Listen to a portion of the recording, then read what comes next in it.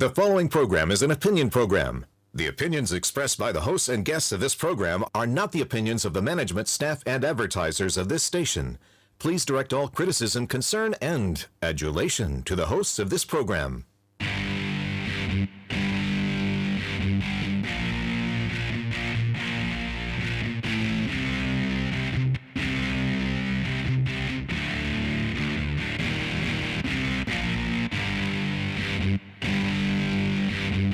Welcome to Alabama Politics This Week. I am Dale Jackson. You can hear my radio shows all over the great state of Alabama from 5 to 9 a.m. on WVNN in Huntsville. From 10 until 11, you can hear me on Talk 99.5 in Birmingham and on News Radio 1440 a.m.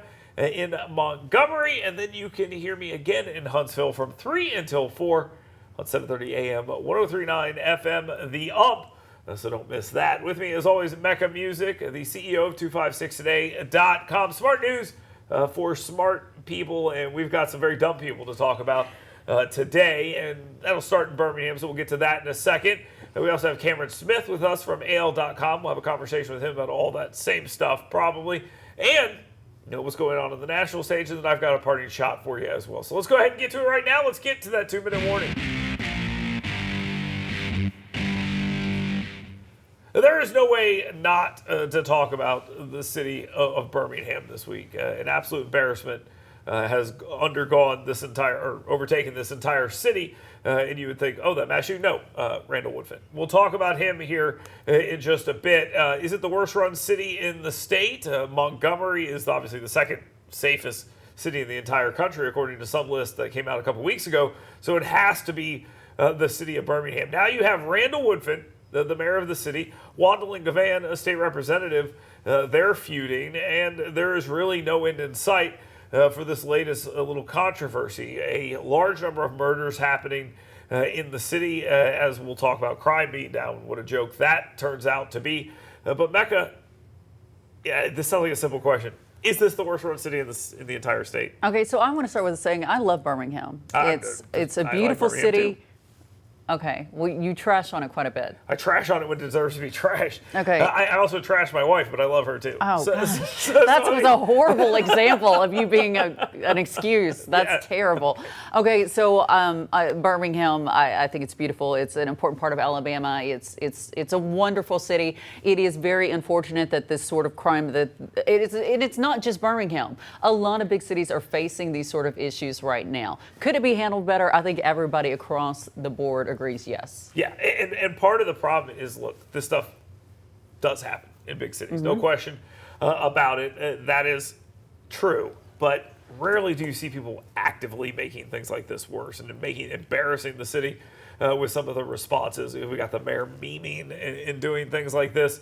Instead of actually trying to act as a calming force, he's blaming Donald Trump's rhetoric. He's talking about how anyone who would dare ask for the National Guard come in is asking for divisive and angry. And I don't think that's likely. I wanted to talk to you about that. I mean, Ivy has come out and already said that's not going to happen.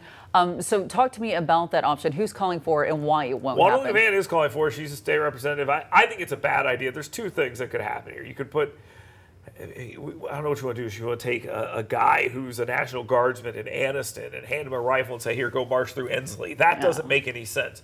You could take these people and have them do paperwork and whatnot for the Birmingham police and then send the cops who do that stuff out into the streets. You could do that as well. Smarter would be to put some state troopers in there and try to calm things down a little bit. But look, Shane Stringer said it best, and we'll talk about this in just a second.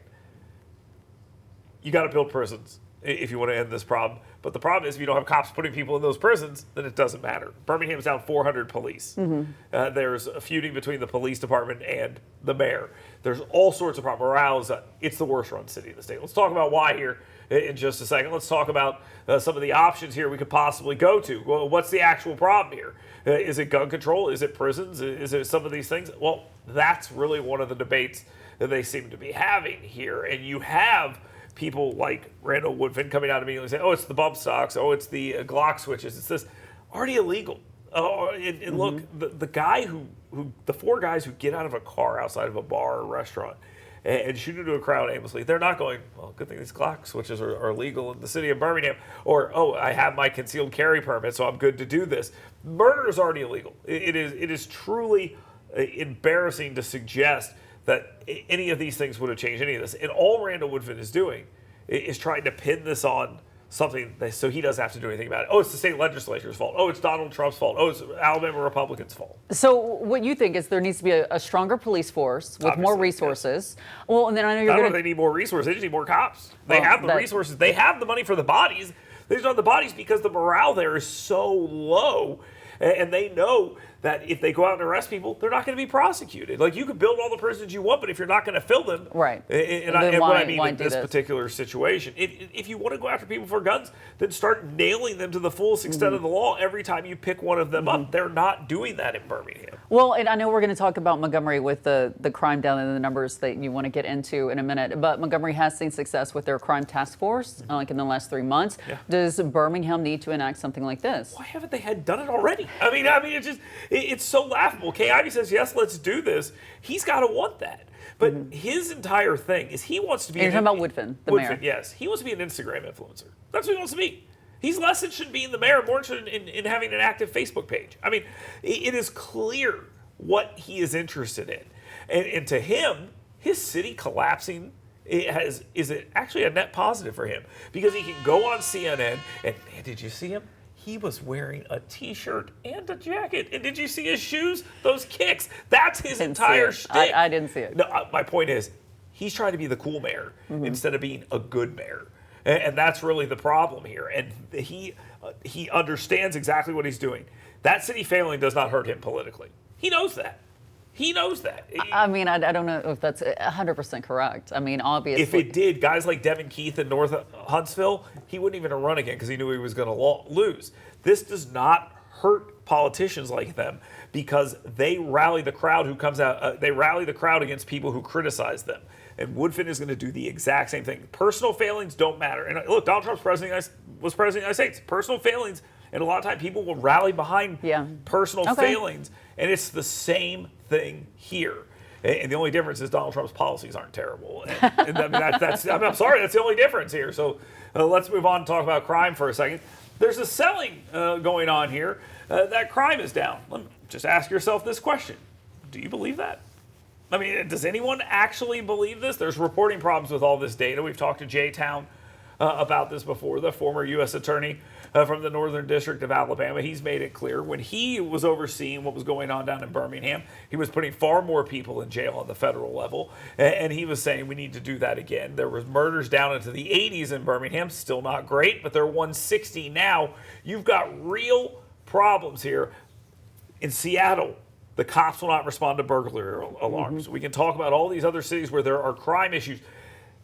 I don't know anyone that says crime's down. I live in Huntsville. I see more criminal element than I've ever seen before in my entire life. I think the numbers do reflect that overall crime is down. If you're taking into account everything for a lot of Americans, but not all Americans. No. I disagree. Crime is down in the sense that they're saying it's down from 2022.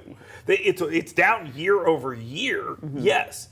But that's the same game they're playing with inflation and gas prices and immigration. This is politics where they can say, oh, yeah, I mean, inflation was 9%, it's 3% now, so it's down. If that's your argument, then yes, you're technically correct. The best kind of correct. But it doesn't necessarily make the argument. Well, no, politically correct is the smartest way to be correct. Right. I mean, because unless people can go, you're a liar. and they can say, I mean, again, if we walked out of this studio and we walked outside and we went to a grocery store and you went up to 100 people and you said, do you think crime's down? They're going to say no. Oh, yeah. They're absolutely. Say, no one's ever been like, I'm glad things are so safe. No one's saying that right now. Right. And people feel it's crime. And you know what? Let's just pretend, okay, that I agree with the premise, not that you're making this argument, that I believe with Buttigieg, who for some reason feels like he needs to go on Twitter every 2 seconds. He's a transportation secretary, and he's telling me that crime is down. Let's just say I believe that for a second. Like the numbers show that. Do people believe it? Absolutely not. And that's what you were saying. You were saying technically is the best kind. Not really. Yeah, technically correct is the best kind of correct. All right, moving on. Let's talk about Trump to Alabama. He's coming here. I just want to know who he's rooting for. That's what I want to know. Because this is, people always say, well, why is he coming to Alabama? He's already got Alabama in the bag. He's not here for Alabama. He's here for Georgia. That's what he's here for. And he's here for everyone else watching that game all around the country. People will have their eyes glued to that, hoping to catch a glimpse and see Donald Trump come out there and do whatever he's going to do. He's going to give those thumbs up. He's going to be surrounded by politicians from both states. Will Brian Kemp show up? There's a question there from Georgia. Will I get into the booth? I don't think that's going to happen. Not that anyone cares about. I'm going to Photoshop myself in anyway. But it doesn't matter. Who's he going to root for? Okay, so I think it is clear, and everybody knows, Trump loves Alabama. Loves Alabama. These are his people. He said it numerous times. But like you said, Alabama's in the bag. If he's smart, he's going to cheer for Georgia because it's still in play. Now, what's more interesting? But if he wants to be funny, he can say they're eating the dogs. Okay. That's what he can say. Okay, stop. So the more interesting part to me on this is who is Nick Saban going to pick on game day? Okay, first off, most people will be watching this by the time that the game has already started or is over at this point. But Nick Saban is going to pick Georgia. That's my prediction. And so is Trump. ESPN has the fans saying Alabama's probably going to win. It's at home. This is a big moment for Kellen DeBoer. Yeah, I mean, it's a huge moment. This is a huge test for him. But I think a lot of people mostly expect Georgia. They're the favorite. You're going to see this at home for like the first time in like 17 years. Maybe that's something to do with this is going to be fantastic. But I want to go back to the political side. Okay, sorry. Roll Tide, though, real quick. I feel, look, I'm a Florida fan. I have no love for Georgia. So I'll just tell you that. I think this is like really, really smart. If Donald Trump was smart, he would go around to all the big football games every single year, every week in these swing states, and be a part of this. I think it's a really smart move. This is where get down where the pigs are. This is where you are, where you want things to go. Not that people are pigs, but Alabama, Georgia fans might be. Yeah. So it's a smart move, but let's also not forget some Alabama fans consider Trump to be somewhat of a jinx. They're 1-1. So they're 1-1. But the first half of it was not. Yeah, they're 1-1. I get it. I understand what you're saying, but here's what I'd like to see.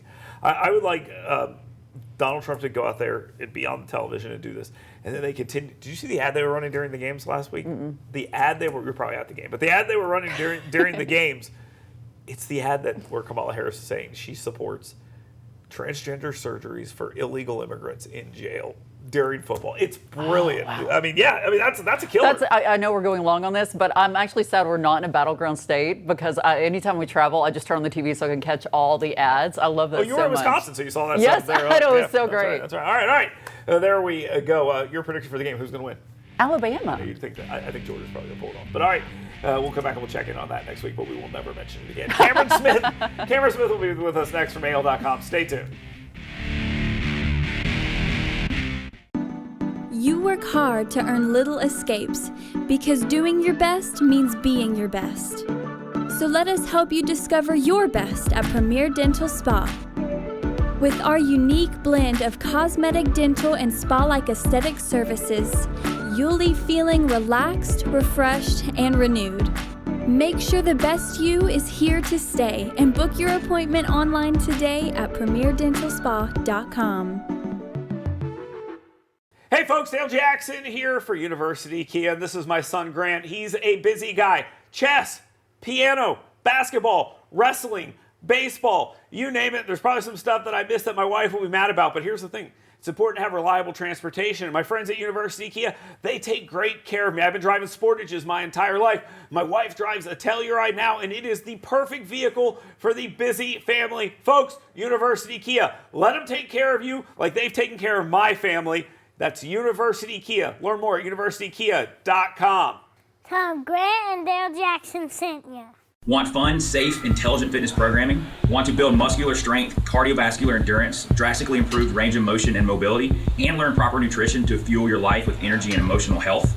Well, come find out why Iron Tribe Fitness is ranked one of the top 5 fitness programs in America. Come find out why personal training and intentionally working on your current movement patterns individually is not only important, it's just another core value that separates Iron Tribe Fitness from other fitness facilities. To learn how to get your 2-week free pass, go to irontribefitness.com. Attention! This is a public notice from the Social Security Disability Helpline. If you're one of the millions of Americans who are disabled and unable to work, you may be eligible for disability benefits from Social Security. Receiving benefits is your right. If you suffer from physical or mental disability, whether you're applying for the first time or you've already been denied, we can help. We'll evaluate your situation and deal with Social Security on your behalf. Best of all, there's no fee until you receive your benefits. Remember, we only get paid if you win your case. There are many reasons and conditions that may make you eligible for disability benefits. Many of them you may not be aware of. So if you're disabled and unable to work, call now to get started with your free, no-obligation consultation. Call 877-744-0750. That's 877-744-0750. 877-744-0750. Here's an important message from the U.S. Med Diabetes Solution Center. If you have diabetes, you know the pain of pricking your fingers. But now, by wearing a small device called a continuous glucose monitor, or CGM, you can reduce your pain right away. It's easy to use and helps you make more accurate diabetes treatment decisions. If you use insulin daily, you might be eligible to get your own continuous glucose monitor. Call the U.S. Med Diabetes Solution Center to learn about this groundbreaking new CGM technology. If you have Medicare or private insurance, call to see if you qualify for a CGM at little or no cost. Shipping is free and will even bill your insurance company for you. U.S. Med is the #1 rated supplier on Google and Facebook reviews. So call us right now to see if you qualify for a CGM at little or no cost. U.S. Med. Better service. Better care.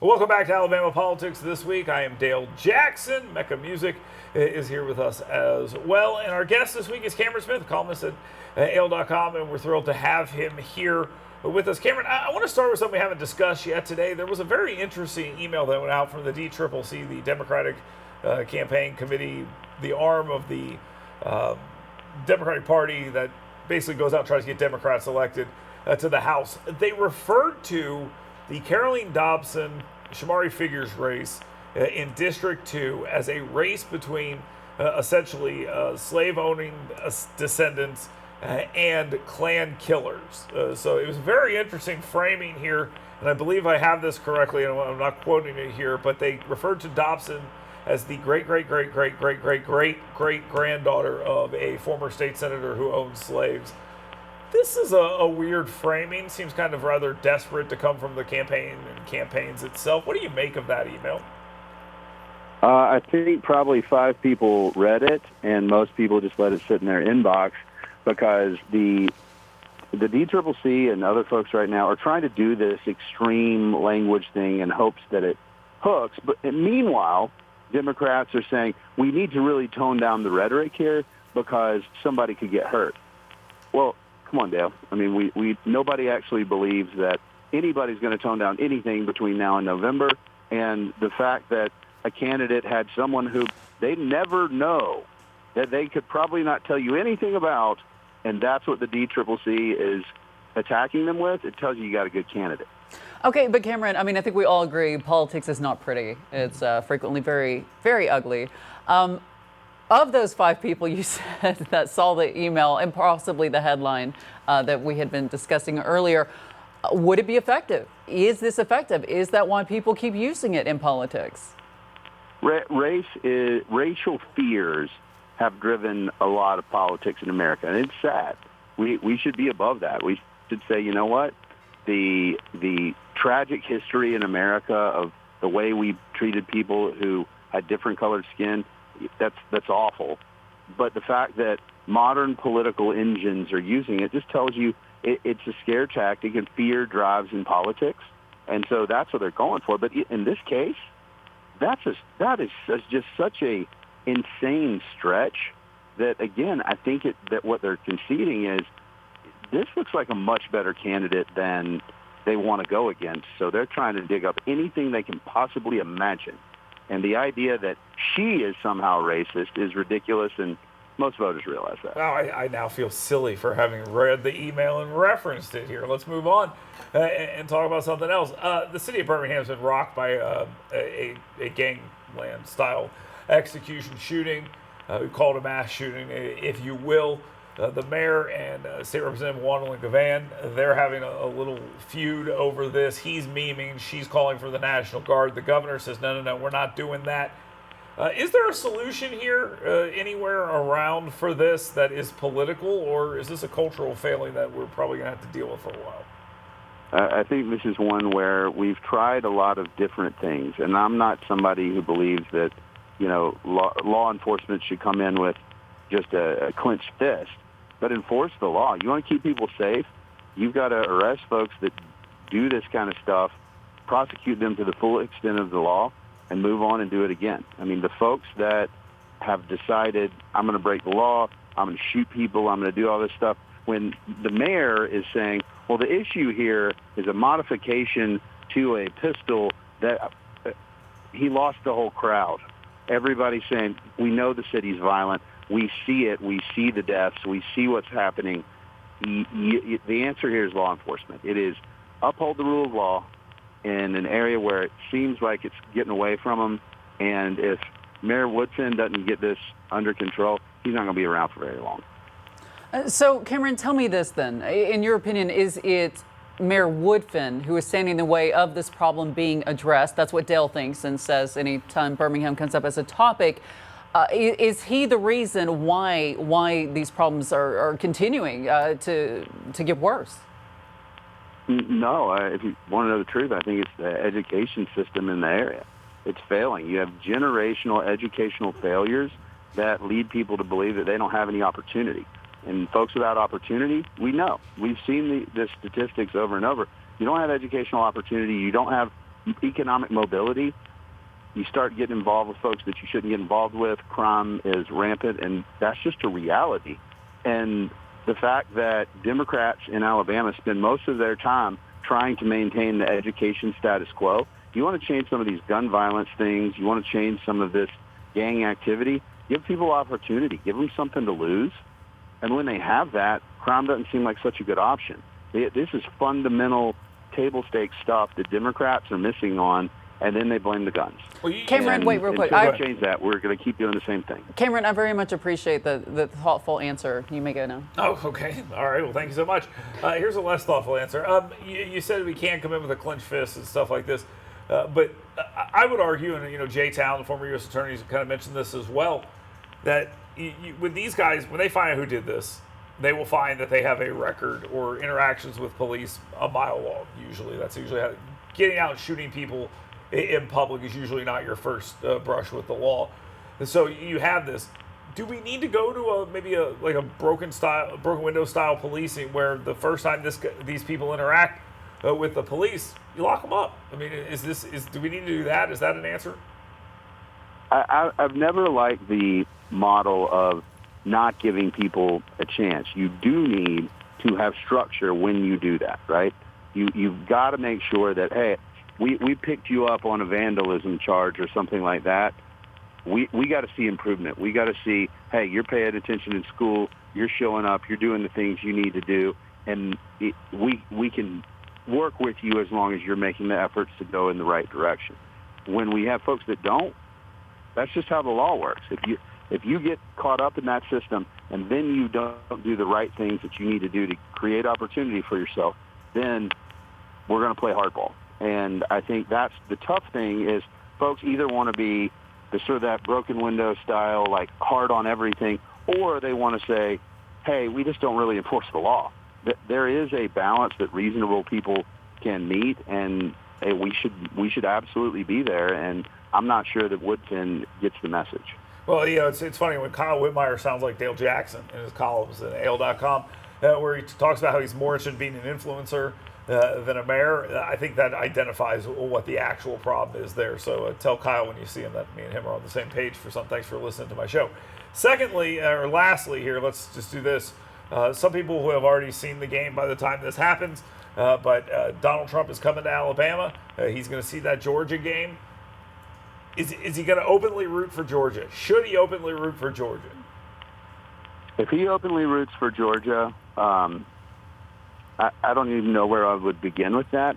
It might be the right political move, but all I know is that when the senior senator from Alabama makes his way into Bryant-Denny Stadium and they introduce him, there are going to be a lot of Alabamians who are booing him, not because of his policies, but because of his past. That's true. Tuberville's going to get it. Okay, Cameron, who do you have for the game then?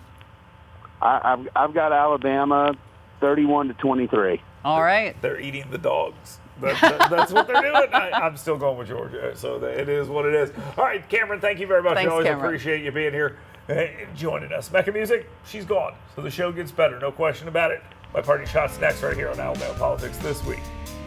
Want fun, safe, intelligent fitness programming? Want to build muscular strength, cardiovascular endurance, drastically improve range of motion and mobility, and learn proper nutrition to fuel your life with energy and emotional health? Well, come find out why Iron Tribe Fitness is ranked one of the top 5 fitness programs in America. Come find out why personal training and intentionally working on your current movement patterns individually is not only important, it's just another core value that separates Iron Tribe Fitness from other fitness facilities. To learn how to get your 2-week free pass, go to irontribefitness.com. Hey folks, Dale Jackson here for University Kia. This is my son Grant. He's a busy guy. Chess, piano, basketball, wrestling, baseball, you name it. There's probably some stuff that I missed that my wife will be mad about, but here's the thing. It's important to have reliable transportation. And my friends at University Kia, they take great care of me. I've been driving Sportages my entire life. My wife drives a Telluride now, and it is the perfect vehicle for the busy family. Folks, University Kia, let them take care of you like they've taken care of my family. That's University Kia. Learn more at universitykia.com.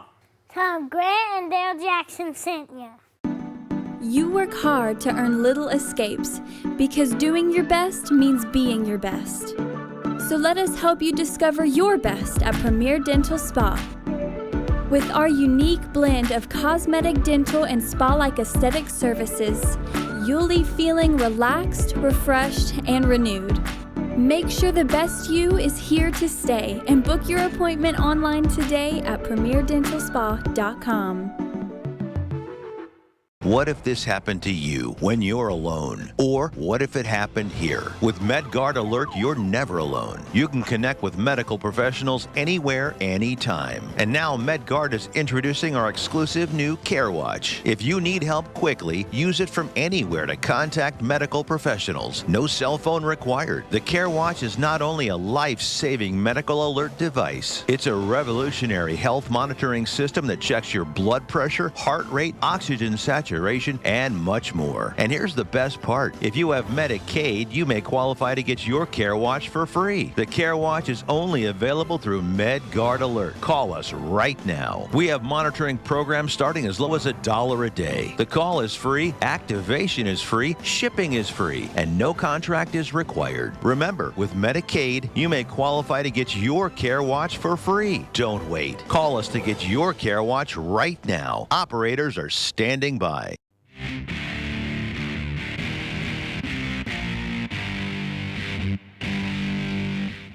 Welcome back to Alabama Politics This Week. We'll get to the parting shot here in just a very quick second. But before I do, let me remind you, head on over to yellowhammernews.com. Sign up for my email blast where every single day, Monday through Friday, I'll give you the 7 things you should be talking about today. It's also there in video form as well, so you can go check that out at yellowhammernews.com. Tons of other great content there to check out as well. One more time, yellowhammernews.com. Right now, though, let's go ahead and get into that parting shot.